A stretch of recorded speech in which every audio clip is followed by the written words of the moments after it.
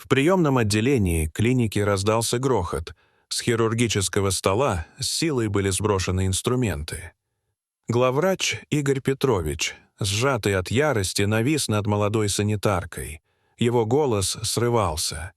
«Ты хоть понимаешь, к чему это может привести? Кто тебе дал право вмешиваться в работу врача?» Катя, 20-летняя выпускница медколледжа, только недавно начала работу в этой больнице. Стройная, с длинными косами и добрыми глазами, она всегда считала, что сострадание — суть медицины. Во время подготовки пациента к операции она заметила, что доза седативных препаратов завышена, и попыталась предупредить врача. «Извините», — прошептала она, прижимая руку к щеке. Удар был неожиданным и унизительным. Главврач выгнал ее из процедурной и приказал оформить увольнение. Никто не вступился. Все боялись Игоря Петровича, известного своим авторитаризмом. Собрав вещи, Катя ушла в слезах. В голове звучало одно — «Это конец моей мечты». На следующее утро в клинике началась суета. В коридоре появился мужчина в дорогом пальто и с сединой на висках. Это был Роман Сергеевич Морозов, владелец сети частных медучреждений, куда входила эта клиника. С ним молодая женщина лет 30 по имени Олеся. Она держалась уверенно и расспрашивала персонал. Оказалось, Морозов узнал о вчерашнем инциденте.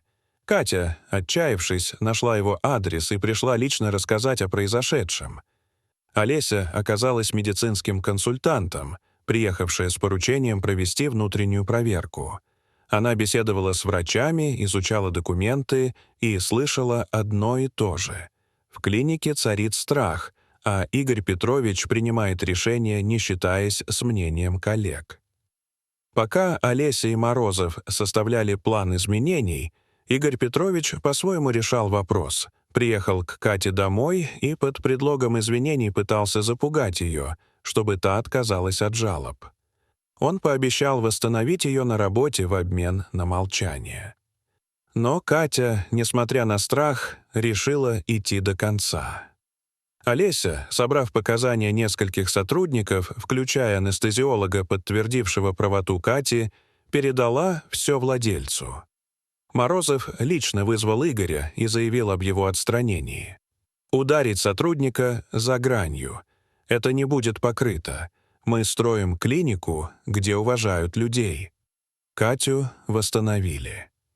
Ее перевели в отделение реабилитации и пообещали поддержку, если она захочет продолжить учебу. В клинике был учрежден кодекс этики, создана комиссия по жалобам, и Олеся осталась как представитель владельца для внедрения новых стандартов. Игорь вскоре покинул учреждение. Его попытки опровергнуть обвинения провалились. Записи, показания и документы были против него. Коллектив впервые за долгое время почувствовал облегчение. Дорогие зрители, что вы думаете об этой истории? Расскажите, пожалуйста, в комментариях. А если вам понравилось это видео, то ставьте лайк и подписывайтесь на наш канал. До свидания.